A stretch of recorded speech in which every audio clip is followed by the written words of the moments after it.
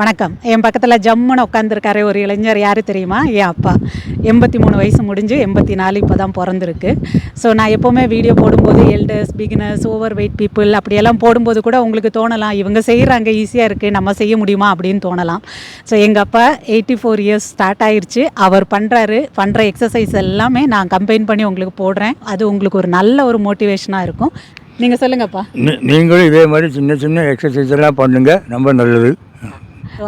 அவரால் முடிஞ்சதை, நீ பெயின் இருக்குது, கொஞ்சம் பெயின் இருக்கும், சம்டைம்ஸ் எந்திக்கும் போது வலிக்கும், பட் என்னென்னைக்கெல்லாம் முடியுதோ அன்னைக்கெலாம் எவ்வளோ வாக்கிங் பண்ண முடியுமோ பண்ணுறது, இந்த மாதிரி சின்ன சின்ன எக்ஸசைஸ் பண்ணுறது, இது எல்லாம் அவர் இன்னும் ஆக்டிவாக பண்ணிகிட்ருக்காரு. ஸோ அதே மாதிரி கட்டாயம் நீங்களும் ட்ரை பண்ணி பாருங்கள். ரிலாக்ஸாக உட்காந்து பேசிக்கான வார்மப்லேருந்து ஸ்டார்ட் பண்ணுறாங்க. So neck side to side, up and down, இது எல்லாத்தையும் பண்ணுறாங்க. ஸோ நீங்களுமே கீழே உட்கார முடியாதுன்னா ஈவன் சேரில் உட்காந்துட்டு கூட இந்த மாதிரி வார்ம் அப் பண்ணுங்கள். எல்டர்ஸ்க்கு வார்ம் அப் பண்ணுறது, ஜாயிண்ட் ரொட்டேஷன் பண்ணுறது, இப்படி இந்த வார்ம் அப் ரொட்டீன் கூட உங்களுக்கு ஒரு எக்ஸசைஸ் மாதிரி கூட ஆகிடும். ஸோ அது மட்டும் பண்ணுறவங்க அதை மட்டுமே கூட பண்ணுங்கள். இப்போ நீங்கள் பார்த்தீங்கன்னா தெரியும், அப்பா பட்டர்ஃப்ளை பண்ணாங்க, 1 by 1 காலை தூக்குறாங்க கையோட சப்போர்ட்டில். இது சின்ன சின்னது வார்ம் அப்பும் ஆயிடுச்சு பாடிக்கு, அதுவே இன்னும் கொஞ்சம் ரெப்பிட்டேஷன் பண்ணி எக்ஸசைஸாகவும் நீங்கள் வச்சுக்கலாம். ஸோ உட்காந்துக்கிட்டு நீ ஹக் பண்ணுறாங்க, அதையே ஒரு 5 செகண்ட்ஸ் 10 செகண்ட்ஸ் ஹோல்ட் பண்ண முடிஞ்சுன்னா ஹோல்ட் பண்ணிக்கலாம்.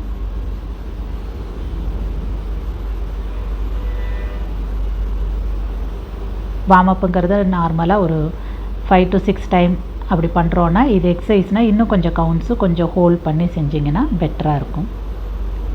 அடுத்து ஸ்டாண்டிங்கில் சில warm up like arm rotation பண்ணுறது, ஸ்பைன் ட்விஸ்ட் பண்ணுறது,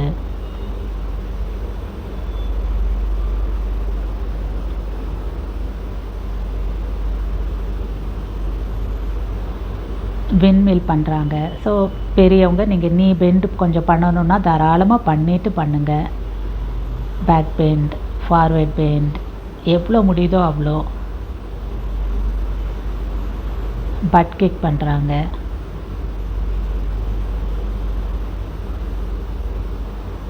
சைடு பெண்ட்.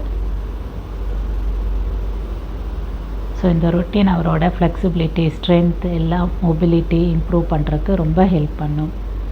ஸோ நீங்களும் உங்களால் முடிஞ்சதை கண்டிப்பாக ட்ரை பண்ணுங்கள். எவ்வளோ அழகாக ஸ்குவாட் பண்ணுறாங்க பாருங்கள்.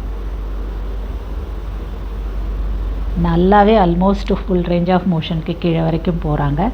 ஈவன் இந்த பேண்ட்னால் தான் அவரால் ஃபுல்லாக உட்கார முடியல. சம்டைம்ஸ் ஃப்ரீயாக உள்ளதில் இன்னுமே ஃபுல்லாக இன்னும் டவுன் வரைக்கும் கூட போவாங்க. ஸோ உங்களால் எவ்வளோ முடியுதோ, ஒரு ஹாஃப் ஸ்குவாட் தான் முடியுதுன்னா அதிலிருந்து ஸ்டார்ட் பண்ணுங்கள். லெக் 90 டிகிரி ரேஸ், முட்டு மடக்காமல் அவ்வளோ பர்ஃபெக்டாக நல்லா தூக்கி ரொம்ப டக்குன்னு கீழே போடாமல் கண்ட்ரோலாக ஸ்லோவாக சூப்பராக பண்ணாங்க. க்ளூட் பிரிட்ஜ் சின்ன ஹைட்டுக்கு தான் தூக்க முடியுது. Absolutely okay, no problem. Just up and down பண்ணுறாங்க. போட் போஸ், ஸோ எவ்வளோ அழகாக பண்ணுறாரு பாருங்கள். 83 இயர்ஸில் போட் போஸ். அதுக்கப்புறம் அவர் கூட சேர்ந்து நாங்கள் 2 பேருமா ஜஸ்ட் ஒரு 1-2 போஸை ரிலாக்ஸாக பண்ணிகிட்ருந்தோம். ரொம்ப ஃப்ரெஷ்ஷாக, எனர்ஜெட்டிக்காக, பாசிட்டிவாக இருந்தது செய்யறதுக்கு.